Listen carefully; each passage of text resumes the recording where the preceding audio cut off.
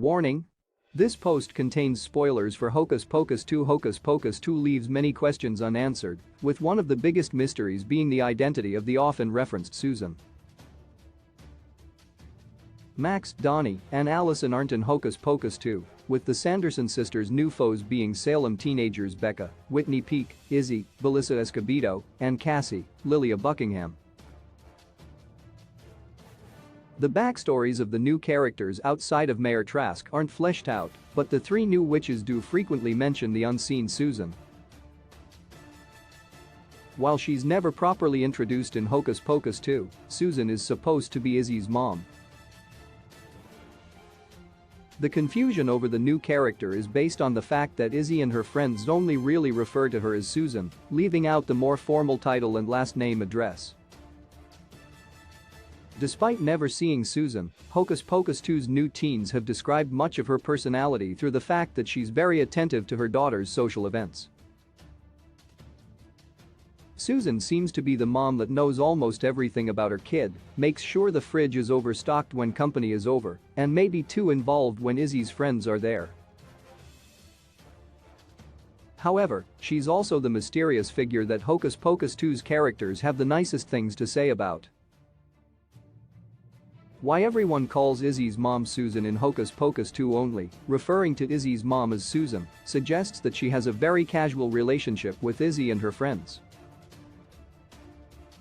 This contrasts how the girls only refer to Cassie's dad as Mr. Trask or simply Cassie's dad, indicating they have a much more formal dynamic with Tony Hale's Hocus Pocus 2 character. Since Izzy's mom seems to be invested in the activities of her daughter, Becca, and Cassie, the girls have likely established a more friendly association with her that warrants a first-name basis. Calling parents by their first name isn't always acceptable for teenagers, but the girls' descriptions of Susan suggest she would prefer them to address her casually. Why Hocus Pocus 3 must directly introduce Susan? The intrigue about Susan was certainly built up throughout Hocus Pocus 2, so failing to include her in the teased Hocus Pocus 3 would be a mistake. Izzy and Becca weren't fully developed in Hocus Pocus 2, but introducing their parents and family dynamics could remedy this problem. Since Susan appears to be the parent that Izzy, Becca, and Cassie enjoy spending time with the most, Hocus Pocus 3 could easily introduce her if the teens rendezvous at her house next Halloween. So far, the only parent introduced in Hocus Pocus 2 was Cassie's dad Mayor Trask, who played a significant role in the sequel's Sanderson sisters drama.